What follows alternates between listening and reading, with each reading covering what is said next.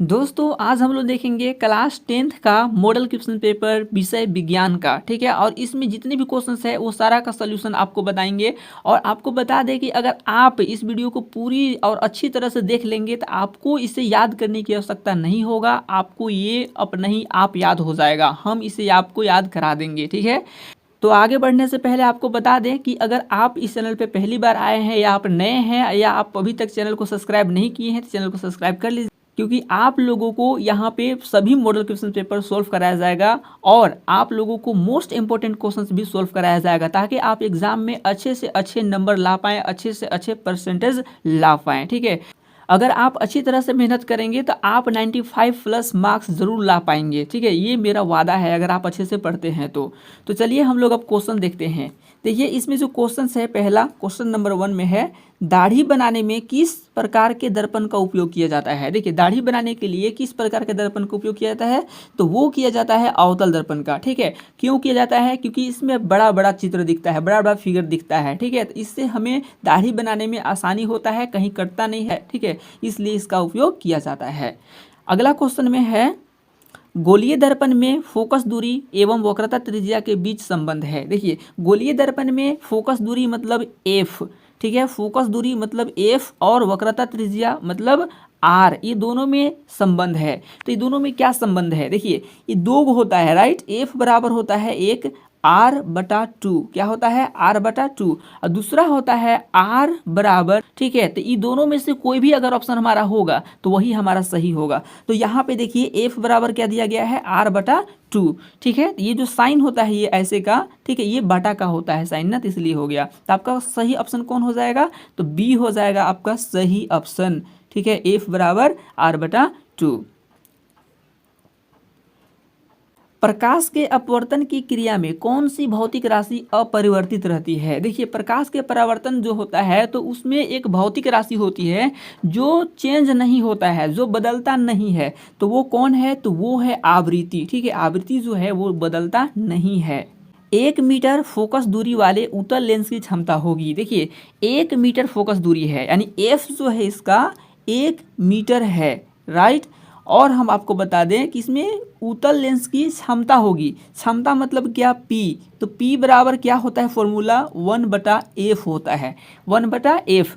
और यहाँ पे देखिए इसमें अगर हम क्षमता निकालेंगे, उत्तल लेंस का पता होगा कि उत्तल लेंस का फोकस दूरी होता है धनात्मक, क्या होता है धनात्मक मतलब प्लस में होता है, तो इसलिए 1 मीटर जो है ये प्लस में ही है। अब यहाँ पे मान रख देंगे, एक का एक हो जाएगा, एफ के जगह में कितना रखेंगे हम, 1 मीटर है ना, तो यहाँ पे 1 मीटर रख देंगे। इसे काटेंगे भी तो कितना बार में कटेगा, यानी एक ही रहेगा ना ये। ठीक है, तो पी बराबर हमारा कितना आ गया, 1। और जो क्षमता होता है इसका एसआई मात्रा क्या होता है, डायोप्टर होता है, जिसे डी से लिखते हैं, यानी 1D आ गया।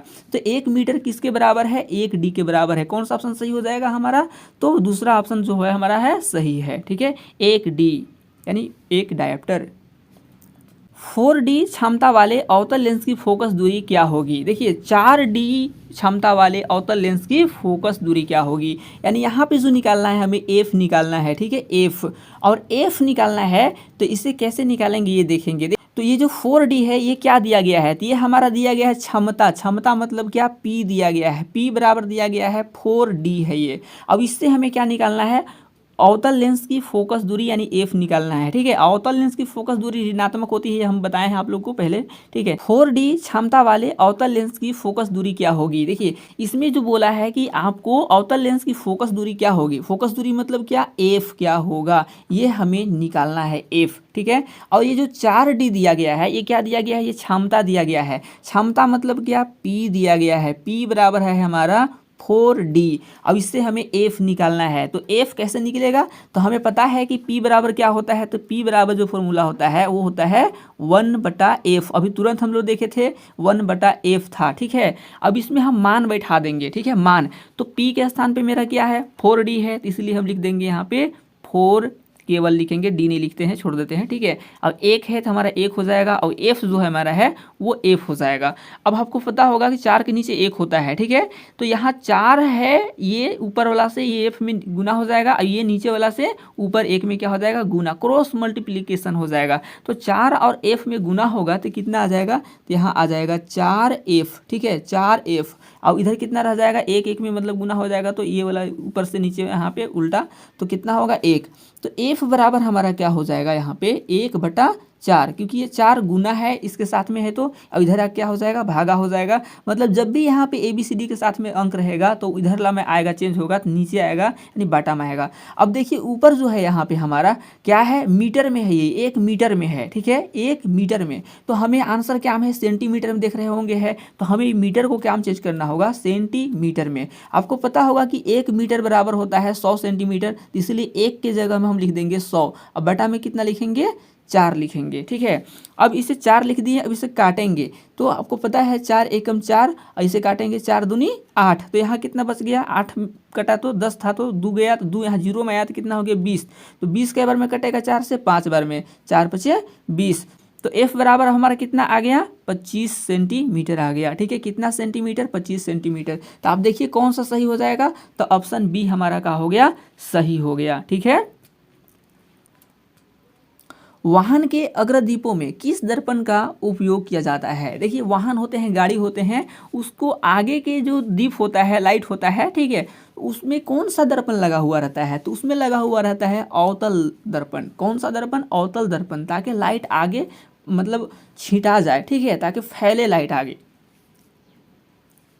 मानव नेत्र के जिस भाग पर किसी वस्तु का प्रतिबिंब बनता है वो है, देखिए मानव नेत्र यानी आँख, हमारे आँखों पे किसी भी वस्तु को देखते हैं तो उसका प्रतिबिंब बनता है, तो वो किस भाग पर बनता है। आँख में भी बहुत सारे भाग होते हैं, तो किस भाग में बनता है, तो वो बनता है दृष्टि पटल में। कहाँ बनता है, दृष्टि पटल में बनता है। प्रतिबिंब मतलब हमारी प्रतिछाया, किसी भी वस्तु को देखते हैं तो उसका रूप, जैसे दर्पण में हम लोग देखते हैं तो हमारा चेहरा दिखता है उसमें, तो दर्पण में जो दिख रहा है चेहरा उसे ही प्रतिबिंब कहते हैं, ठीक है।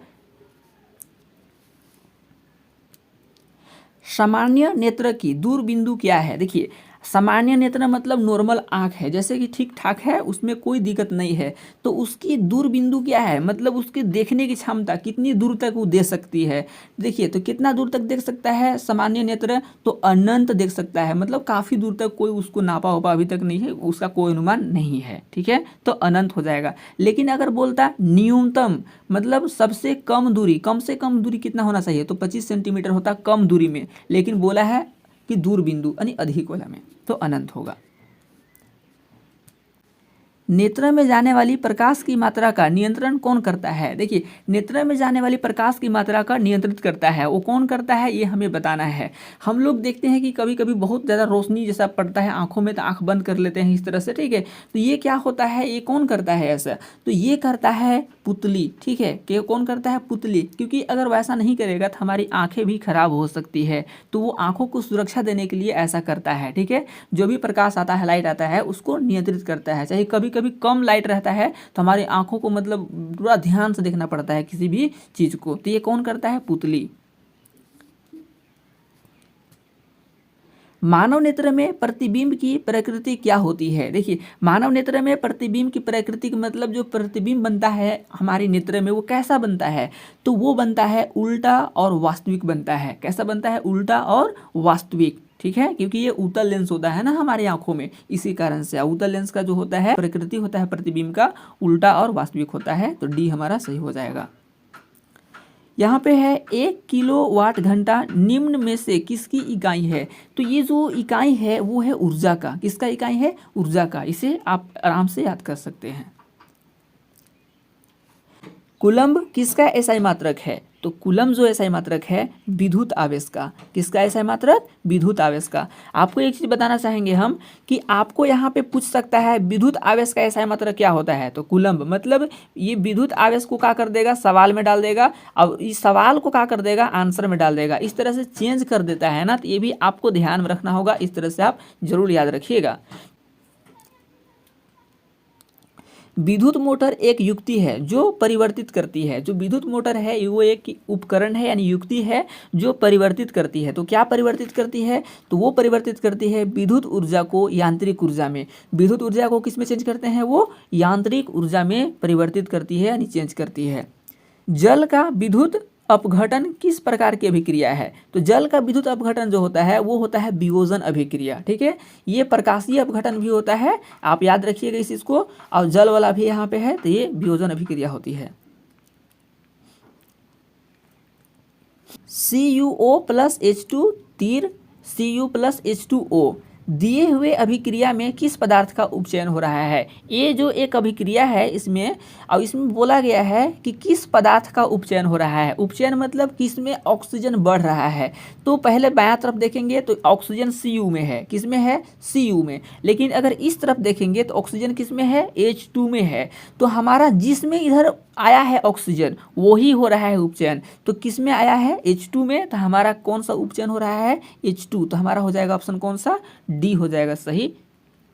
दिए गए चित्र में किस प्रकार की अभिक्रिया हो रही है। ये जो चित्र है ये, ठीक है, इसमें किस प्रकार की अभिक्रिया हो रही है ये हमें बताना है। तो इसमें जो अभिक्रिया हो रहा है ना वो विस्थापन अभिक्रिया हो रहा है। कौन सा अभिक्रिया हो रहा है, विस्थापन अभिक्रिया। आप पढ़े होंगे कि कॉपर सल्फेट के विलयन में जब लोहे के किल डुबाया जाता है तो उसके रंग क्यों बदल जाते हैं ना, ठीक है। तो ये विस्थापन अभिक्रिया है, ठीक है। ऐसा विस्थापन के ही कारण उसका रंग भी चेंज होता है। निम्नलिखित में से कौन प्राकृतिक सूचक का उदाहरण है। देखिए प्राकृतिक सूचक या अम्ल और क्षारक को पता लगाने के लिए एक सूचक है। तो कौन सा सूचक है जो प्राकृतिक है, वो जो आदमी नहीं बनाया है, वो स्वयं बना है, यानी नेचर की तरफ से बना हुआ है, जैसे पेड़ पौधा जैसा। तो वो है लिटमस पत्र। कौन सा है प्राकृतिक सूचक, लिटमस पत्र है। आपको याद रखिएगा लिटमस पत्र। किसी विलयन का पीएच मान 10 है, वह निम्नलिखित में से क्या होगा। देखिए अगर किसी भी विलयन का पीएच मान 7 से ज़्यादा है तो वो क्षारक है, यानी क्षार है। अगर उसको 7 से कम है तो वो अम्लीय है, और 7 है तो उदासीन। तो देख रहे होंगे कि 7 से ज़्यादा है तो क्या होगा, क्षार होगा ना। तो क्षार हो गया। ये दिया गया चित्र क्या सूचित करता है। यहाँ पे जो चित्र है ये दिखा रहा है, ये क्या बता रहा है हमें। देख रहे होंगे कि ये जो गिर रहा है तो ये पेपर का कि क्या है वो भी जल जा रहा है। जो हाथ में गिर रहा है हाथ को भी जला दे रहा है। तो ये क्या है, तो ये जो है हमारा सांद्र अम्ल तथा क्षार वाले बर्तन का चेतावनी चिन्ह है ये, ठीक है। इसमें सांद्र अम्ल और क्षार है और इसमें रखा जाता है। तो इसीलिए इसका चेतावनी चिन्ह दिया रहता है कि अगर इसमें आप टच करेंगे तो आपका हाथ भी जल सकता है। खतरों से बचने के लिए मतलब ये चिन्ह लगा रहता है। तो देखिए चेतावनी चिन्ह है ये। इमली में कौन सा अम्ल पाया जाता है। तो इमली में जो पाया जाता है वो होता है टार्ट्रिक अम्ल। कौन सा अम्ल होता है, टार्ट्रिक अम्ल। आपको बता दें कि इस तरह से जैसे कि दही में हो गया, संतरा में हो गया, ये सारा अम्ल आप याद रख लेंगे क्योंकि एक ना एक अम्ल आपसे जरूर पूछा जाएगा। कौन अधातु कमरे के ताप पर द्रव्य अवस्था में पाया जाता है। तो कौन सा अधातु है यहाँ, अधातु याद रखिएगा। तो अधातु जो होता है कमरे के ताप पर वो होता है ब्रोमीन, ठीक है। ये होता है ब्रोमीन। तो ये आप याद रखेंगे क्योंकि अगर आपसे बोल देगा अधातु तो अधातु ब्रोमीन होगा, लेकिन बोलेगा धातु तो धातु पारा होगा। तो इसलिए आपको कंफ्यूज नहीं होना है, नहीं तो फिर आपको बोलेगा अधातु आप मार दीजिएगा धातु में, और धातु बोलेगा तो धातु में कर दीजिएगा। तो चलिए यहाँ पे ये हो गया क्वेश्चन। अगला क्वेश्चन देखते हैं कि निम्नलिखित में से किस पदार्थ का उपयोग अग्निशामक बनाने में किया जाता है। कौन सा ऐसा पदार्थ है जिसका उपयोग अग्निशामक बनाने में किया जाता है, यानी आग बुझाने वाले में बनाने के लिए किया जाता है। तो वो होता है सोडियम हाइड्रोजन कार्बोनेट। कौन सा, सोडियम हाइड्रोजन कार्बोनेट। इसको बेकिंग सोडा भी कहते हैं। क्या कहते हैं, बेकिंग सोडा भी, ठीक है। Sodium hydrogen carbonate. आधुनिक आवर्त सारणी किस आधार पर बना है। जो आधुनिक आवर्त सारणी है वो किस आधार पर बना है, तो वो परमाणु संख्या के आधार पर बना है। जो सारणी है जिसमें तत्व दर्शाए गए हैं, पूरा हाइड्रोजन कार्बन सब टोटल है, ठीक है, उसको बोलते हैं आधुनिक आवर्त सारणी। और उसको किस आधार पर बनाया गया है, परमाणु संख्या के आधार पर। निम्नलिखित में से कौन धातु सबसे अधिक अभिक्रियाशील है। इसमें दिया गया है, इसमें से बताना है कि कौन सा सबसे अधिक अभिक्रियाशील है। तो वो होता है पोटेशियम, ठीक है। पोटेशियम अधिक अभिक्रियाशील धातु होता है। पृथ्वी की भूपर्पट्टी में प्राकृतिक रूप से पाए जाने वाले तत्व या यौगिक को क्या कहते हैं। तो भूपर्पट्टी में प्राकृतिक रूप से पाए जाने वाले तत्व या यौगिक को खनिज कहते हैं। क्या कहते हैं, खनिज।